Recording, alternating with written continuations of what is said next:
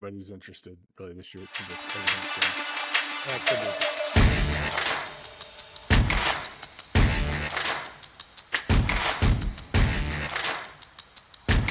be. All right, folks, and welcome to another edition of Just a Couple Guys Talking Football with PJ and Tate.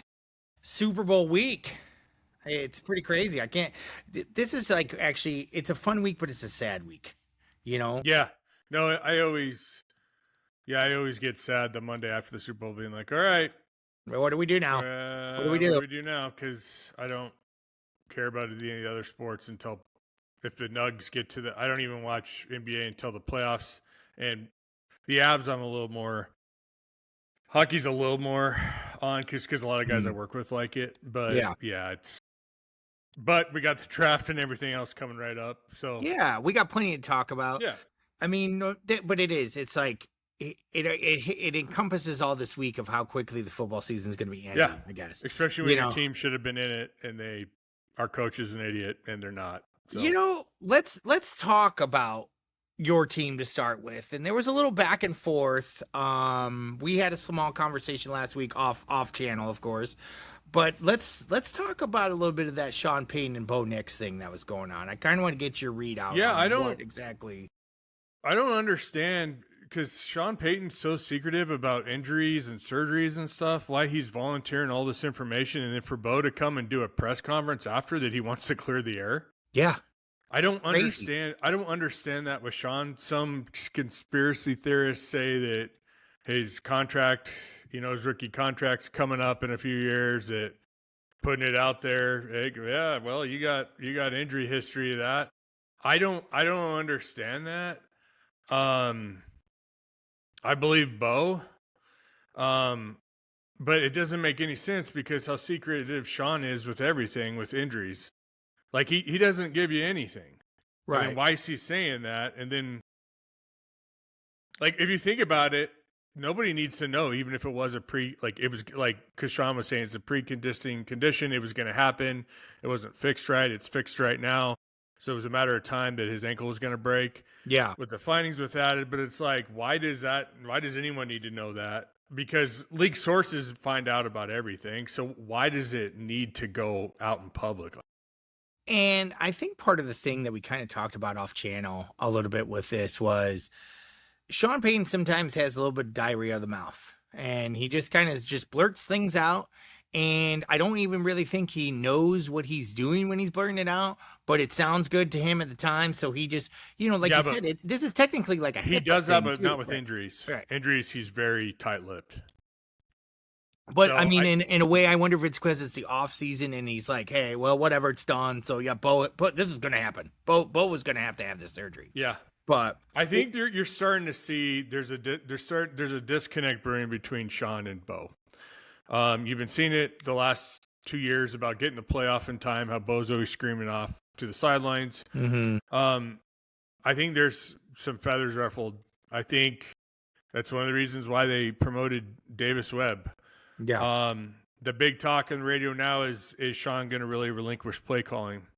Here's why I say yes, is because Davis Webb had he withdrew his name from the Raiders. Don't know. I'm assuming they wanted Clint Kubiak just because he's had offensive coordinator experience. Yeah. But he withdrew his name out. But I know for a fact he had 4 opportunities to be an offensive coordinator with full control of the offense at 4 different teams. Yeah. And for him, and so he did that. But he knew he had to fire his long-time assistant Lombardi and Carmichael. Peter Carmichael, yep. Yeah, who went to the Bills and then Lombardi's with the Ravens, I think. Lombardi went with I don't think he's calling plays, Jesse Minter. Yeah. But still, to me it's a good thing because what are these coaches doing anyway? Sean's running everything, and then to me it's kind of Sean being like, okay, Bo really likes Davis Webb. I guarantee the Pinners, the ownership group, stepped in and was like, if he's so good, why we let him walk out the door? Mm-hmm. So that's my theory on that. Sean clearly, in my opinion, he even said it that There's times that he felt like he's been slow about getting the playoff in time, and then he's not as he's older now. His decisions aren't as quick. So maybe he is swallowing the pride and being like, "Yeah, I think it's time to give up play call." And to the point that I think I mentioned to you via text was one quote I read from Lombardi was he could tell by Sean's attitude and mood after the season that he was going to make a change, because he's been around him so long that he goes, I don't know what's going to happen, but Sean's going to do something because this is what Sean does when he gets like this. So did he think he was losing his job? I don't know, maybe. But here's the other thing, and I brought this point up to you, and I think you can agree with me on this. When you have those guys around for so long too, it's kind of like an echo chamber, right? Like, hey, this play's good, right? Yeah. Hey, Sean is good, right? Yeah. Hey, Sean, it's good. Hey, yeah, Peter, yeah, it's good. Like, because they've been around you so long, you know that they're going to start thinking alike too much, and also like, well, Sean's going to really like this play, so I'm going to give him this one over this one, right? Or like if they're like scheming things during the week, right? So I think kind of spreading the wings, if you will, shaking it up, giving Davis a chance. And yeah, I hope that Sean relinquishes some more of his play calling. Too. But I doubt that it will happen. I hope, but I doubt. Too. I don't see who Sean's ego-driven self is. But if you look at it, I guess Andy Reid calls majority of the plays. Bill Parcells didn't. Bill Belichick didn't. Yeah. Mike Shanahan even gave it up. Kyle still calls the plays. McVay still calls the plays. Yeah. Offense coordinator Clint Kubiak is calling the plays for Seattle. Josh McDaniels is calling the plays for the Patriots. So there's not a lot of coaches who do it anymore. And I think it would benefit Sean to see it from a different angle. Yeah. Being like, hey, Davis, the defense keeps showing us this. Let's take, look, he's going to know all the plays. Let's call this play. He's taking a step back now. He can, because I guarantee if Sean was the CEO in that game, yeah, he would have kicked that field goal. He wouldn't have gone for it. I think you're right. I think if he was, and that's a point that we kind of brought up together was if Sean had a step back, he probably would have been like, wait a minute, guys. I'm going to kick the field. I'm going to kick this because he could have had not been so, like, he's wrapped up into it. And when you get wrapped up into it, too, he gets competitive about it. You miss things. And you get competitive. You're like, no, this is going to work. This is my play. That's why the head coach needs to see the bigger picture, right? On both sides of the ball. And he can be focused on the defense, too. Like when the defense starts getting gashed, like, why are we playing cover 2? Or why are we paying man? What should we be doing zone here? Like, what? So, like, to me, I think it's nothing but a benefit. And also, Sean technically only has 2 more years on his contract. Who's to know that Davis Webb isn't the head coach in waiting, too? You never know. I don't know. You never know. Or Vance Sean Joseph again. Maybe too. Vance Joseph for round 2. I don't know. No. Yeah. Are you, okay, real quick, though. Are you happy I'm very that Vance shocked Joseph, that he didn't. Shocked, but you're happy I'm happy he's there? he didn't take the Cardinals job, and I just heard on the radio that he wasn't even a candidate for it. I heard his best shot to get a job, what I heard on local radio, was the Steelers job. Was the only one that took him serious. I still don't know about Vance. Vance got dealt very bad things by John Elway. They're even talking about the other day that Elway would, the plan would be to start these people, and then Elway would come in the next day and be like, these people aren't starting. So he had no say. Oh, that's ridiculous. He was way out of his element. He was not ready to be a head coach, but like Elway didn't give him an opportunity to soar, basically. Then how? Yeah, I mean, because especially if you're not, how can you go in there and tell a coach who's starting or not? And if that happened, that's ridiculous, and no wonder that it wasn't a great success for Vance coming on up. I am happy that he's there still with you guys. I think running it back with Vance is going to be a crucial part to the Broncos' future. Let's talk about some of these teams that did get their coaches. And you brought up the Cardinals. The Cardinals got Mike LaFleur. Listen, I think Mike LaFleur is a decent guy. I think he's a good coach. Plays. Never has really called a play anywhere he's been. I think how about that offensive coordinator they hired? Don't even get me started. So, number one, let's just say this, Cardinal fans, I was not necessarily that excited about Mike LaFleur. I guess, you know what? Sure. But then you guys went ahead and hired Nathaniel Hackett as your offensive coordinator. And at that point, I hit the ejector button and I was out on all of it for what the Cardinals were doing. I mean, I'm sorry. This guy he was fired as the offensive coordinator with the Jacksonville Jaguars. He went and became a quarterback coach with the Packers. Did good things there because he's a quarterback coach. He's not calling plays or anything. He gets the head coaching job with the Broncos. Complete joke. He gets fired midway through the season. Right. 4 games into the season, they have to hire a guy to call timeouts because he doesn't even know how to do that. To manage the game for him because he can't figure it out. He couldn't figure out getting the play in time. He couldn't figure out when to use a timeout, when to kick a field goal, when to go for it. Let's just talk about and that was wasn't he supposed to go to the Dolphins as a quarterbacks coach, and then last minute the Cardinals job. Then we can talk about the debacle we went to with the Jets and how bad that was that they had to walk away from him too. Yeah. And that was they fired him. Yeah, they fired him right away as soon as they could because he's a clown. But and that's the best way he gets another shot.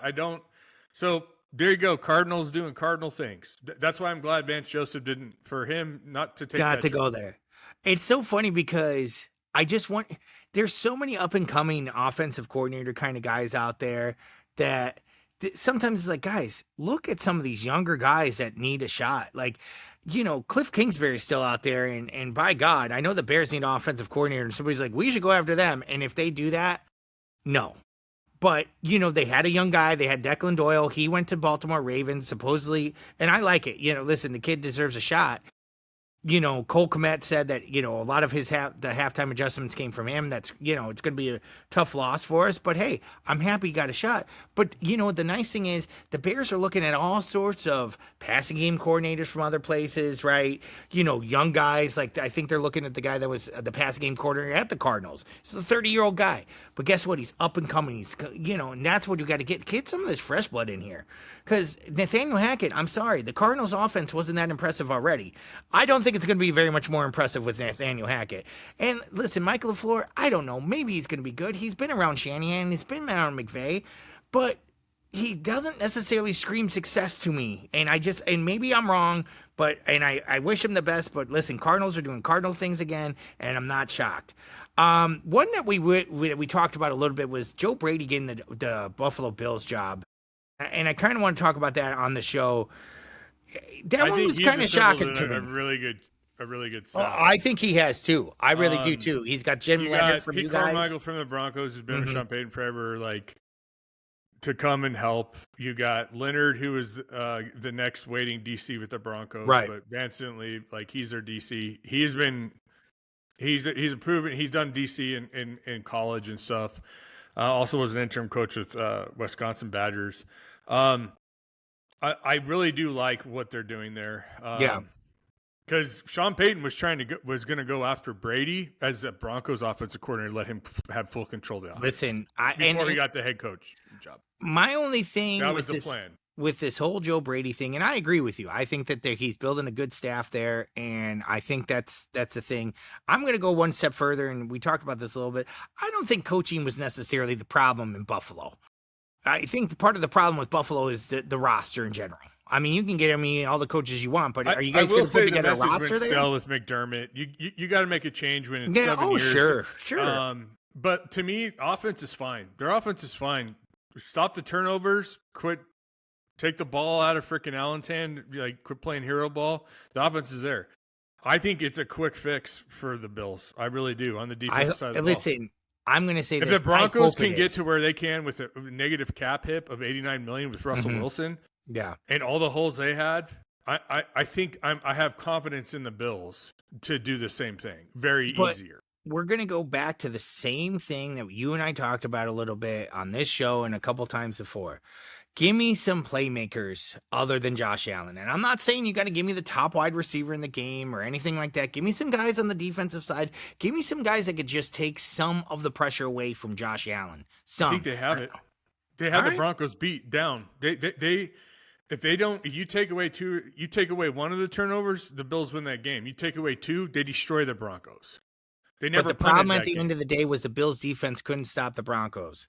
That's it. So my thing is the turnovers, the short field. They didn't punt the ball once. The Broncos still were the Broncos. They made a comeback in the last minutes of the game, like they've been doing all year, every game. The Bills, that game's a blowout if you take away two of them. They still win it you take away one. So So here, that's here, I don't here's think my they're thing. far off. I think now they got some young leadership in there. Yeah, Um, I just think McDermott's message was still, we've been saying and it. that's We, fine. we, we Do were you think saying it all McDermott? year. So McDermott obviously did not get a job this round. Not to say that there's any more coaching vacancy. I don't know. Something else might happen. Next year. Whatever. Probably next He'll year. he'll go he'll go and learn. He'll do what they all do. He'll Go go do to a TV few for a year. camps or go Yeah. to a few camps and learn how other organizations run it. Every coach, Mike Shanahan did it when he got canned with the Broncos. He sat out Right. a few years. Yeah. Josh McDaniels did it. Like they all either go into TV or they just go through other camps, and they may even just become like a quality control person, just kind of help out wherever. But they also just go and like meet with other teams. How do you run your organization? How do you do this? What works for you guys? What doesn't? I think Sean McDermott deserves another head coaching opportunity. I do. And as do I, because to be honest with you, what he built there, if Joe Brady does have success, and Joe Brady mentioned this in his press conference, so I give him credit for this, that he said, hey, I'm getting something way more built than what Sean did. So I have to really take a step back and realize that. And I'm not saying that Joe Brady doesn't deserve this opportunity. Maybe he does. I'm just kind of curious, and maybe it's just my own kind of conspiracy theory mind. Like I said to you, did the call come from inside the house? Did Brandon Beane and Joe Brady figure this out? And I know that they did an extensive search. No. Let's be honest. Majority of teams already know who they're interviewing. They have to go through the Rooney Rule. They have to go through the steps. Majority of teams already know. Yes, there's a few. It was like when the Broncos hired Sean, they wanted Jim Harbaugh, then they wanted DeMarco Ryan. Yeah. So, all right. And then it was Sean. Sean was their third choice. It's just kind of funny to me because if I'm Sean McDermott, I'm sitting there going, man, did I just get effed out of a job by these two? I guarantee that's how I would was. I guarantee I think the plan was. The plan was, let's do it. If I even think if they get to the Super Bowl, he keeps his job even if they lose. McDermott, all they wanted was to get to the Super Bowl. If they didn't, the plan was Joe. And Brady. Joe Brady's the next up and coming. You know, you heard it said by a couple people. You know, analysts talked about it. The look on Josh Allen's face in the 2 playoff games was he knew he was almost playing for his coach's job, and he felt awful about it when you know, because that's the kind of guy he is. Listen, there's just a little bit more brewing in Buffalo that I can't get my finger on yet. There's just this feeling that I'm getting that there's going to be a little bit more dysfunction there than we think. Face too. I don't. You never know. I don't think it will. I don't think it will. Well, I think that Josh is going to carry the team like they always do. It's going to be interesting to see what happens overall. But listen, I think Joe Brady, I'm going to give him all the credit. I think, you know, hey, he won the job, if you will. That's great. Then now let's see what you're going to do. Because guess what, Joe? The pressure is enormous on you now. If you can't be anything like Sean, I don't think you're going to have more than 2 years there. No, he's got 2 years. Yeah, he's got at least 2. But that's it. 2, and if you're not successful in 2, I'm sorry, you're going to have to look at something else. Yeah. Let's talk about the current offensive coordinator of the Seattle Seahawks and getting the job in Las Vegas. I want to get your thoughts because I know I have my own, and I know we've talked about it, but we haven't really talked about it in person. So let's hear your thoughts. Here's my thoughts with this. I think it's a good move. Young, up and coming. I still think most of these guys should coordinate for a few more years before they. Oh, I 100%. I mean, Clint coordinated with the Saints with Dennis Allen. Yeah. So he's had coordinating experience. He's been around a lot of places. He was on Nathaniel Hackett's staff when they fired Nathaniel Hackett here, and he took off the offensive play calling for the Broncos, and he actually looked pretty good. Yeah. He's got a coaching pedigree. His dad, he grew up in it, just like Kyle.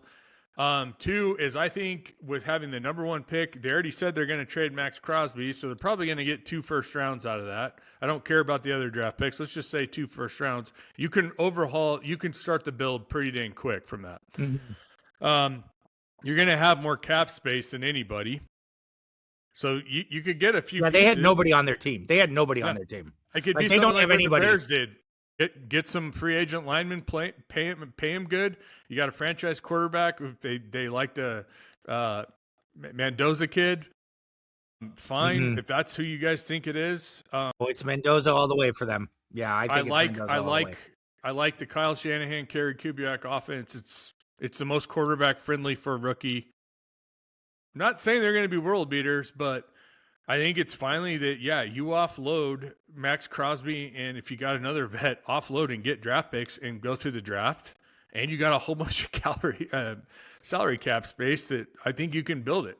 Yes, it's the Raiders. I think Tom Brady being a part of it is helping a little bit, but I like the Gary Kubiak move, or the Clint Kubiak move. And I wouldn't be surprised if his dad comes in kind of like a Mike Shanahan and helps him overseas, like consultant kind of thing. Yeah. All right. And I hear you. And I like Clint Kubiak too. And I do think that he's had experience. And does he deserve this job? Sure. Yeah, I think he does. I think Clint Kubiak's a good coach. I'm worried about what's going to go on around him, because that organization has not necessarily had the greatest track record of being a winner and drafting well and all of those things. And yes, I'm going to say, the Bears did something similar, and I'll be honest with you, the Bears didn't have a great track record of doing all of this stuff that they've done. So maybe maybe they're an example. But I'm also going to say this, the Bears got extremely lucky. Ben Johnson seems to be rocket fuel. So is Caleb Williams. But I don't know if the Raiders have that. They have no offensive line, so you got to get probably at least 5 guys. It's the Raiders. I heard this the other day that I totally agree with. It's the Raiders. He gets fired.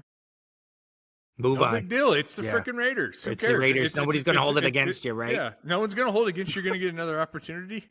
That's what, just like the Browns. Hey, just like Stefanski, it's okay, buddy. You just were coaching for the Browns. If you make it work, oh my God, you were the biggest savior in the NFL. You made the Raiders turning him into a winner. Okay. Do you think Mendoza? It's not a bad thing to do.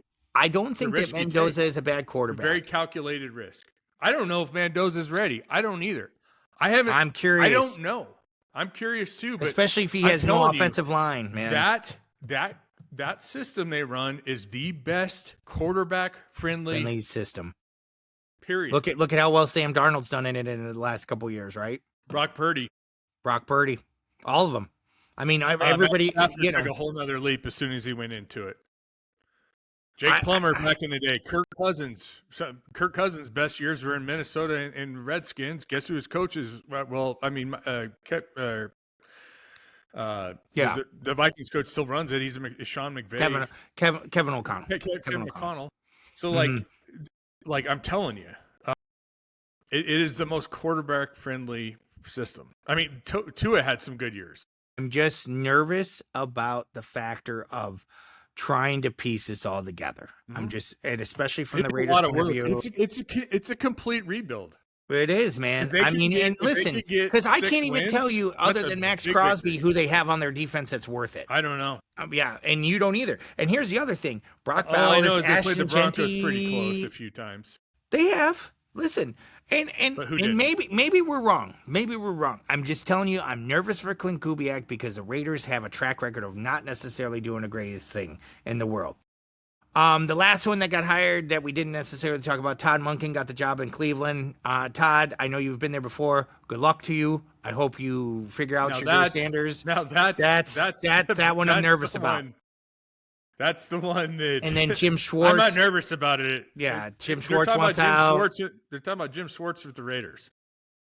Well, listen, the only thing I'm going to say is for Jim Schwartz's prerogative, and I don't disagree with him here, he wanted that Cleveland job. He did.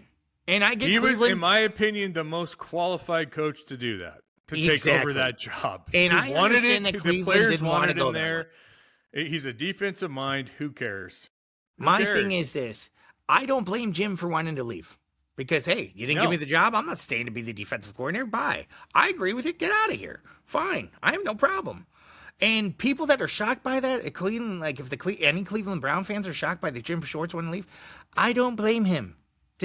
He actually wanted the dumpster fire, okay, folks? He wanted the dumpster fire, and you didn't give it to him. So do you think he's going to stick around to be second place for the dumpster fire? But they do have a Pro Bowl quarterback. They do. And that is something that you cannot discount, my friend, because the Pro Bowl, with 7 touchdowns, and 10 interceptions, and 1,400 yards passing. Listen. Yeah, he's. I'm just saying, those guys in those gym shorts playing that flag football game is so crucial for my fandom that I'm so glad I got to watch any of that. I didn't watch it. That's what Prime's saying right now. God's good. See, I told you guys. I told you he's a Pro Bowler. Yeah, he is. He's a Pro Bowler. He's Pro Bowler. Hey, guess what? He did something that his dad never did. He was Pro Bowler first year. Nobody wants to play in the Pro Bowl. That's the only reason why he's in it. All right, real quick, and this might actually be more than real quick, but the travesty, and that's the only way to say it, that Bill Belichick not getting into the Pro Football Hall of Fame on the first ballot is an absolute joke. It's a joke. It's a joke. I don't know what people were thinking. I know that the voting system is all weird. How is he even eligible? I thought it's 5 years after. No. Coaches are 1 year. Coaches are 1 year. So coaches are 1 year. Let's talk about the travesty that Mike Shanahan's on the Hall. Okay. So here's what I'm going to get to.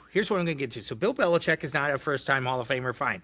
That's an absolute joke. We can go on and on and on. I don't have to. The guy is a I heard Bill Polian was ripping it because of all the Spygate and all. And that's what I've heard too. But then he says he didn't. I don't care about any of that because guess what? Everybody's doing it. Everybody's cheating. Everybody does. And here's the other thing that I want to say. If they actually did that, so what do you guys? You guys are policing things now. He paid the price. Like they had stuff. Like you guys can't make up separate rules now for you guys because you guys got offended at one point. The only reason why he's not the most winningest coach of all time is because Shula just stuck around and didn't do anything. Right. And would just chewed bubble gum and had Dan Marino and Dan Marino was winning. Okay, so let's talk about the logjam that is now at. And very good point. Because Mike Shanahan, in my opinion, won't get in probably in his lifetime now. Because let's talk about the logjam of coaches that are up right now. Because right now, Bill Belichick will get in probably next year. So that means no other coaches will get in. How the heck does Bill Cowher and Mike Holmgren get in before Mike Shanahan? They only won one Super Bowl. They didn't get in. They didn't. Mike Holmgren's not in. Mike Holmgren was in. Nope. Not in. I'm pretty sure he was. Tom Coughlin, not in. And by the way, there will be no first-time ballot first. I can see Tom Coughlin. I think Tom Coughlin is a Hall of Fame coach. And I think he is, but I don't think I can see why he's not. I think Mike Shanahan's a Hall of Fame coach. Why isn't he in? The entire league, he came up with the zone running scheme back with the Broncos back in the 90s. I'm looking up Holmgren Every team runs that. And the West Coast influence. Let's look at the Vikings run it. He's a candidate. He's not. Mike Holmgren's a candidate. He's not in. He was. Okay. Go ahead. The Vikings run it. The Rams run it. The Niners run it. It's everybody's offense right now. So everybody runs a form of his offense. He's the biggest pioneer of modern day offense besides Bill Walsh. So, and he's a back-to-back Super Bowl winner. He almost got there with Jake Plummer. He took RG3 to a playoff victory. Let's just talk about his coaching tree. Let's just talk about his coaching tree. Let's talk about his coaching tree right now. Half the league is his coaching tree. Yes. So it's ridiculous. It's ridiculous. Yes, and Bill Belichick's a first ballot Hall of Fame. 100%. Not one person has won 6 Super Bowls. Let's not even talk about six as a coach. He went to 8? 2 as a defensive coordinator. 2 as a defensive coordinator. He went to 8 as a head coach, by the way. By the way, in those other 2 that he lost, I think he was favored to win both of those, by the way. It's the league hates Bill Belichick right now. And it's the whole politics of this crap. Everyone who knows anything's pissed off about this. Everybody's like, are you kidding me? I haven't heard any Brandon Stokely's going off on the radio about it because he played for the Colts because of Spygate and how much they cheated, and it's just like they were shutting him up, and it's just like, yeah, shut up, Brandon. I'm sorry, but everybody cheats. Everybody does the same thing he's doing, and he got caught and he got busted. Inflategate, who cares? That didn't make him win anymore. Who cares? People have been doing worse things and cheating. Way worse. They just weren't caught. That's it. And it's that old adage, if you ain't treating, you ain't trying, right? Like, that's the whole thing. My thing is this. This is what I think that the Pro Football Hall of Fame and, the voters did to themselves. You can never have a coach be a first ballot Hall of Famer ever again. Never. Mike Tomlin next year can't get in. Sorry. I like Mike Tomlin. Mike Tomlin's a Hall of Famer. Can't get in. Andy Reid, when he retires, nope. Can't do it because you have set this standard. But guess what? They will. They'll get in. Well, I hope so, but I don't. Well, no, actually, Mike probably. Tomlin won't get in next year because guess what? You only get. Here's the problem that Yeah, they you have with only this get whole one. vote. You only get one coach. So guess who Why it's going does to be it next matter year? about how many get in? Because this is their stupid rules, Tate. This is what I hate about the Pro Football Hall of Fame, and this is what I want to hammer them for. Is they mixed up everybody and they said, okay, well now we have to choose out of these guys. We have to choose 3 out of 5. It's like, if you go down to 5, just get 5 How in. is Roger Craig just getting in? Because he's in this whole thing of like he has to get in now or it's never. It's never. And it's like, this is what I'm saying. It's this whole voting process is a disaster. It's a joke and a disaster. Half the time it's people don't even know anything about football. They're just sports writers. But I mean, to our point, like I just said, Mike Shanahan will probably not get in his lifetime now. Okay, because Belichick's probably getting in next year. Then you're probably going to talk about Tomlin getting in the year after that. So that's 2 more years. Mike's no spring chicken. I'm not saying he's not, but like, what are we going to talk about 5, 6, 7, 10 years from now? Because listen, Mike Holmgren, Tom Coughlin, I can probably keep going. There's more and more coaches that probably haven't got in that should. And my thing is, guys, I get it's a big deal to be in the Hall of Fame. I understand. But the guys that deserve to get in should get in. It shouldn't be this thing, well, they should wait 1 more year. No. It's Albert Breer said it best the other day. He said it should be a yes or no. Are they Hall of Famer? Yes. Okay, perfect. Move on. Because if you have to, if anybody that you have to stop and go, are they Hall of Famer? You're like, well, if you did that, probably not a Hall of Famer. I'm sorry. It just, if there's anybody, and listen, Roger Craig is a great running back, but there's people why it took him so long too? Probably because people went, well, that's the whole thing. Well, then maybe he's, I don't know. It's a tough thing to say that this Hall of Fame did this whole thing with Belichick to where whether they were policing it or just because Belichick is a jerk, whatever. Hate him all you want. The guy deserves to be in the Hall of Fame. That's it. He revolutionized. What he did will never probably be done again. I'm sorry. They're ruining it. They're ruining it on so many levels. 100%. Honestly, I'm telling you, the NFL in general is teetering, in my opinion. Like, have you seen all the new? They're going to Australia to play football next year. This whole overseas. Guess what? And then Roger Goodell stands on his high horse saying the players love it. The players hate it. They hate it. It takes them out of their routine. It screws up their recovery. Mm-hmm. It screws up their sleep. Nobody likes it except him. Well, like. You were oversaturating the market. They can't practice anymore. Well, and not only this, because football's sloppy now. Sooner or later, they're going to push for that 18th game. They want it. They want it. The players don't want it. No, I know that, and know that the players' union's retarded too because, you get to smoke weed now, and then you get and you don't have to practice as much. Cool, sign me up. It's like you guys don't fight for anything. Right. How about no overseas games? Nobody cares. No country cares. It's they're trying to make money. They're trying to get this global thing.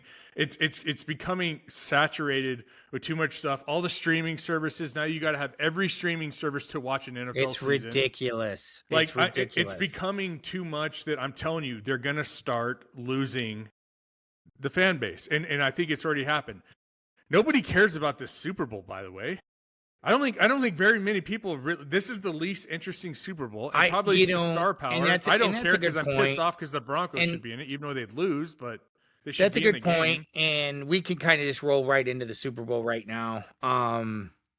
It's a good point. Like I don't care. I'm not personally to go to a party or watch it. I have not watch it. Personally, I have not gotten that excited about it. I have not.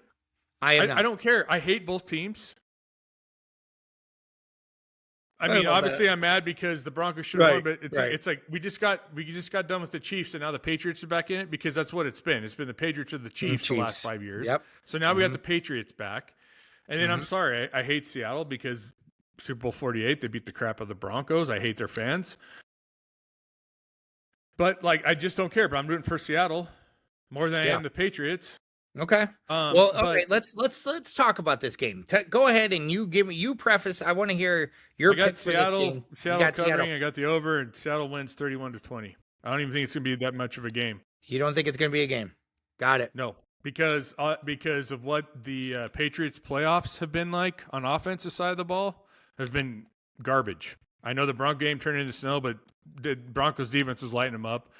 The Texans was lighting it up. It's just Stroud just kept throwing picks and turning the ball over and fumbles and everything else. It was ugly.